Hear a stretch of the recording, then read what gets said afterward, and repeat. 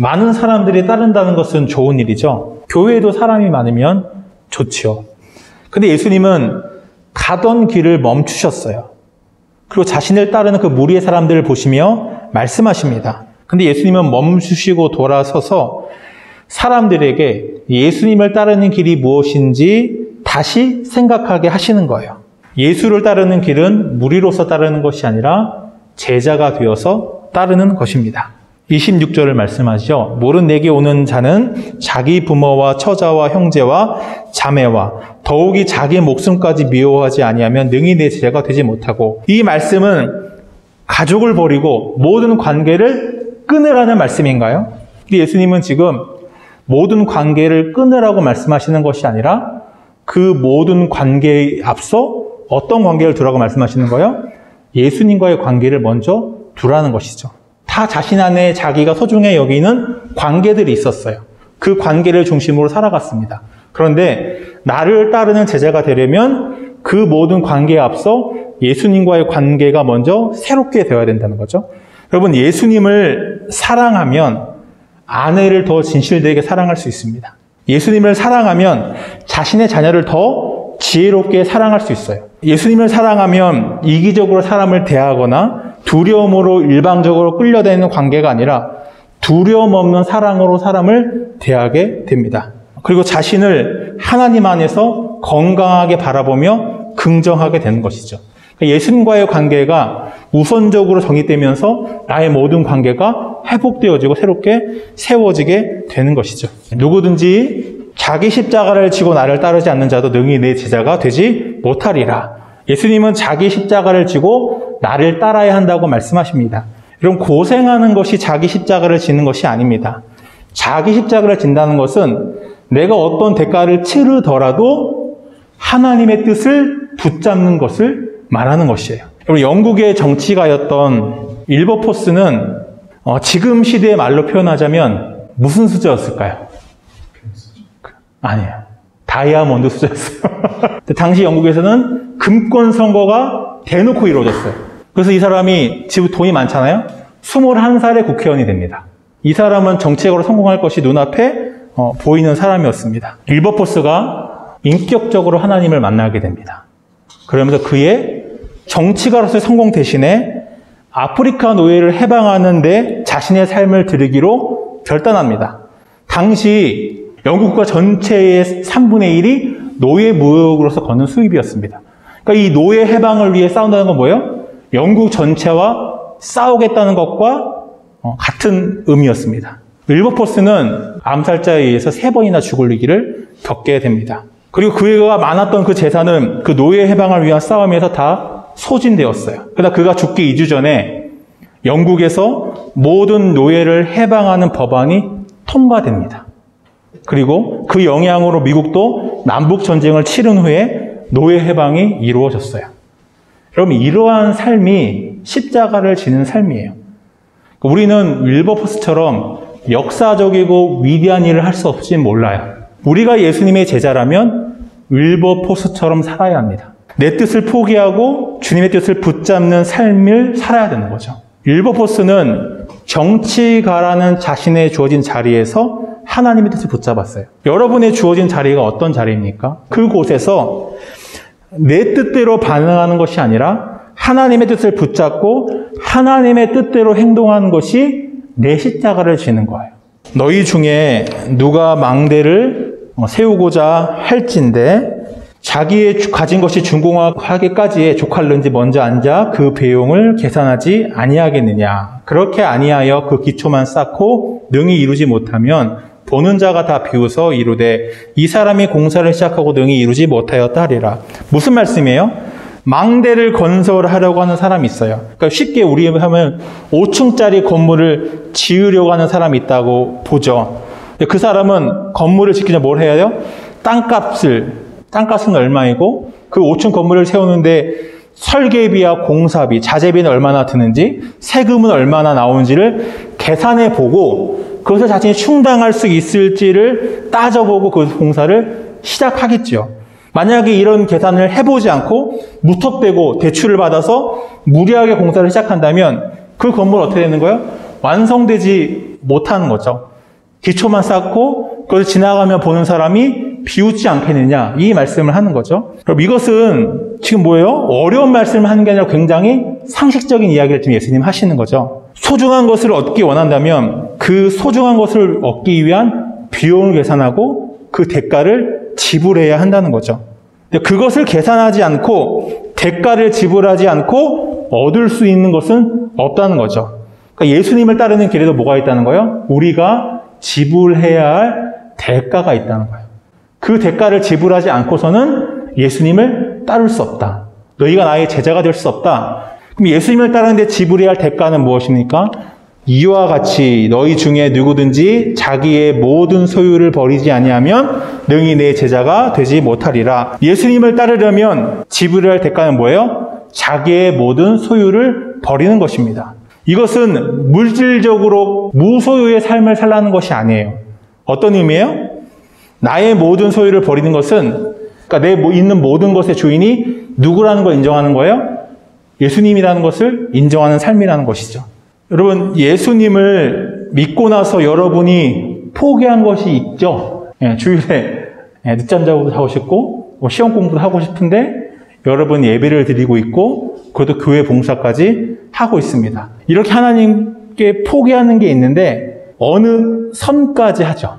다 선이 있습니다. 하나님도 그 선을 넘으면 안 돼요. 선이 있다는 것은 뭐예요? 하나님을 절대적으로 신뢰하지는 않는다는 거예요. 내가 이 선을 포기하면 나는 뭐예요? 불행해질 수 있다. 안전해지지 않을 수 있다라고 생각하는 거예요. 본능적으로. 그래서 누구도 하나님도 그 선을 넘으면 안 된다는 거죠. 어떤 많은 사람들이 이 선을 포기하지 않아요. 어떤 사람들은 돈에 대한 주권을 하나님께 드리지 않는 사람이 있을 수 있습니다. 그래서 하나님과 이웃에 대해 인색해요. 어떤 사람은 성공에 대한 집착을 버리지 못해요. 또 결혼을 하신 분들은 자기 자녀를 하나님께 맡기지 못하는 경우가 많습니다. 우리 청년들 같은 경우는 뭘 포기하지 못할까요? 시간, 즐거움, 그렇잖아요. 시간과 즐거움을 포기하지 못해요. 우리 부모님 세대는 우리 가족을 위해 성공하게 그 시간과 즐거움을 포기했는데 지금 젊은 세대는 그 시간과 즐거움을 절대 포기하지 않습니다. 그것에 대한 집착이 강해요. 그 즐거움이 우리의 우상이 되었습니다. 그래서 하나님조차 그 선을 넘는 것을 용납하지 않아요. 우리에게는 반드시 집착하는 무언가가 있다는 거죠. 내가 집착하고 있는 무언가가 있는데 그 집착하는 것이 뭘 가려요? 하나님과 나 사이를 가릴 수 있다는 거예요. 그 집착하는 것 때문에 이웃과의 관계가 단절될 수 있다는 것이죠. 그러니까 하나님과 동행하는 삶이 계속될수록 내가 집착하는 것이 무엇인지 하나님은 반드시 보여주세요. 하나님이 보여줄 때 우리는 뭐예요? 그 집착한 것을 내려놓아야만 누구의 손을 붙잡게 되는 거예요? 예수님의 손을 붙잡게 되는 거예요. 자기 부인과 자기 십자가를 지는 삶에서 얻을 수 있는 열매, 결과가 뭘까요? 그것이 바로 34절의 말씀입니다. 소금이 좋은 것이나 소금도 만일 그 맛을 잃으면 무엇으로 짜게 하리요? 여러분, 소금은 인간이 살아가는데 필수적이죠. 소금의 특징이 뭐가 있습니까? 첫 번째 특징이 뭐죠? 소금은 맛을 내죠. 그리고 맛을 내는 소금이 또 한 가지 하는 기능이 있죠. 부패하는 것을 막아주는 성격이 있어요. 그러니까 우리가 자기를 부인하고 자기 십자가를 지고 예수님을 따를 때 우리의 삶은 예수님의 말씀을 녹여내는 삶이 됩니다. 하나님과 함께하는 정말로 인간다운 삶이 무엇인지를 우리의 삶이 드러내게 됩니다. 하나님의 사랑과 정의를 실천하는 성도의 삶은 세상의 부패함을 막아냅니다. 그런데 우리가 제자가 되지 못한다면, 그냥 예수님을 따르는 무리로서 남는다면 우리는 소금은 소금인데 맛을 잃은, 맛이 없는 소금이라는 거죠. 소금은 모양은 있어. 색깔도 하얘. 근데 짠맛이 없는 거죠. 여러분, 맛을 잃은 소금은 쓸모가 없습니다. 그래서 어떻게 해요? 버려집니다. 여러분, 한국교회는 하나님의 은혜로 많은 성장을 이루었어요. 하지만 어떤 실수를 했냐면 계속해서 사람이 모여들 수 있도록 뭘 낮췄어요? 교회의 문턱을 낮췄어요. 예수님을 따르는 기준을 계속 낮추었습니다. 그래서 지금의 교회는 맛을 잃은 소금과 같이 되었어요. 교회라는 모양은 갖추었고 예배를 드리고 신앙의 고백이 있고 봉사도 하지만 그 특유의 맛을 잃어버렸어요. 그 예수님의 말, 거룩한 맛, 사랑의 맛을 잃어버렸습니다. 하나님 나라의 백성이 가질 수 있는 하나님과 함께하는 삶만이 가질 수 있는 특유의 사랑과 거룩함과 세상의 예상을 뛰어넘는 그 비범함을 잃어버렸어요. 그러니까 교회를 봐도 좀 뻔한 거야. 세상과 뭐가 다른지 잘 모르겠어요. 지금의 교회와 기독교는 크고 화려하지만 짓담한 망대와 같이 되어버렸어요. 왜요? 자기 부인과 자기 십자가라는 그 대가를 지불하지 않았기 때문입니다. 주님의 제자가 되어서 주님을 따르는데 실패했기 때문이에요. 예수님은 지금 자신을 따르는 사람들에게 나를 따라오려거든 자기를 부인하고 자기 십자가를 지고 따라야 한다고 말씀하고 계세요. 왜 이런 말씀을 하시는 거예요? 예수님이 가신 그 길이 바로 자기 부인과 자기 십자가를 지는 길이었기 때문이에요. 여러분, 예수님은 성자이신 예수님은 자신을 부인하고 이 땅에 내려오셨어요. 하나님으로서 받으셔야 할 자기의 영광과 권리를 포기하고 이 땅에 오셔서 우리와 같이 되셨습니다. 예수님에게 십자가가 어떤 의미인지 생각해 보세요. 예수님은 하나님이세요. 하나님이신 예수님에게 죄보다 끔찍하고 저주스러운 것은 없었습니다.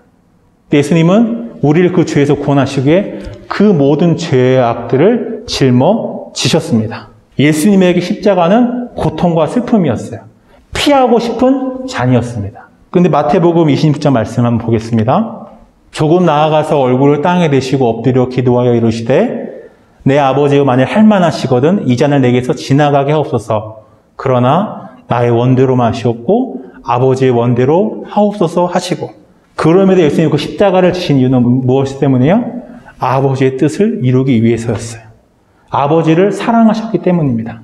죄인인 우리들을 사랑하셨기 때문이에요. 아버지를 사랑할 때, 예수님을 사랑할 때 자기 부인과 자기 십자가를 지고 주님을 따를 수 있습니다. 예수님의 제자로서 예수님을 따르는 길은 내 삶의 자리에서 자발적으로 하나님의 뜻을 붙잡는 것입니다. 어쩔 수 없어서 마지못해서 무엇을 하는 삶은 십자가를 지는 삶이 아니에요.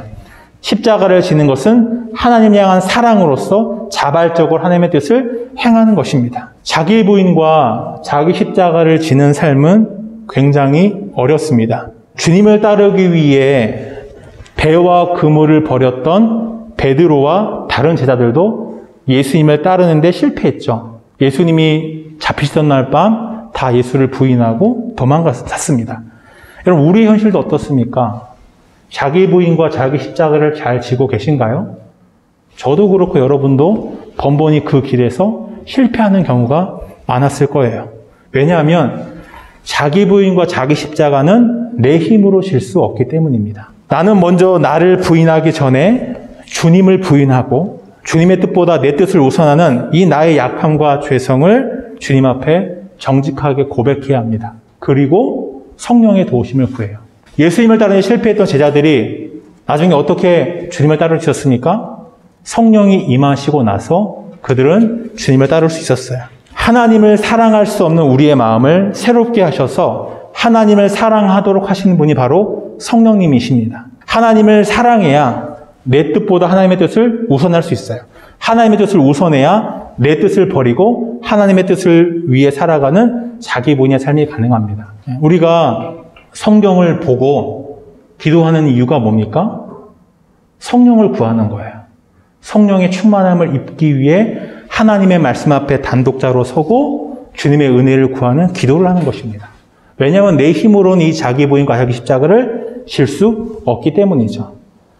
여러분, 자기 부인과 자기 십자가의 삶이 버겁죠. 인간의 본성으로서 가고 싶지 않은 길이에요. 그래서 어떻게 합니까? 그 기준을 낮추죠. 그 기준을 낮추면 편하잖아요. 쉽잖아요. 기준을 낮추면 우리가 그 기준을 통과하기는 쉬워요. 그런데 그게 뭐가 필요 없어요? 성령님은 필요 없어요. 근데 기준을 낮춰서 내가 넘을 수 있는 성령님이 어디 필요해요? 성령님을 의지하지 않는 거예요. 지금 교회에 성령의 역사를 보기 힘든 이유는 뭐냐면 다 기준을 낮췄기 때문이에요. 그냥 종교생활, 기독교를 종교생활로 다 간주하고 취입어버렸기 때문이죠. 그러니까 다 내 힘으로 하는 거야. 내 힘으로 주일 종교생활로서 하고 내 삶은 그냥 내가 알아서 살아가고. 그 기준을 낮추지 마세요. 예수님이 우리에게 요구하시는 길은 제자도입니다. 너를 부인하고 너에게 십자가를 지고 나를 따르라고 말씀하세요. 버겁죠? 버거우니까 어떻게 하는 거야? 내 힘을 할 수 없죠. 번번이 실패하죠. 그래서 어떻게 하는 거예요? 성령을 구할 수밖에 없는 거예요. 절절하게, 절박하게 성령님을 진실되게 구할 수밖에 없는 것입니다. 여러분, 그러한 마음으로 말씀을 보면, 기도를 하면 그 말씀과 기도는 다릅니다. 거기서 여러분이 얻을 수 있는 기쁨은 달라요. 절박함 없이 하는 기도와 절박함 가운데 하는 기도는 다릅니다. 우리가 성령의 능력을 힘입으면 우리의 힘으로 극복할 수 없던 자기 부인과 자기 십자가의 길을 우리는 성령의 능력으로서 우리는 걷게 됩니다. 여러분, 우리는 평안을 원합니다. 그 평안을 얻기 위해 여러 가지 관계를 쫓고 여러 가지 것들을 마음에 추구합니다. 근데 여러분, 진짜 평안은 어디에 있습니까?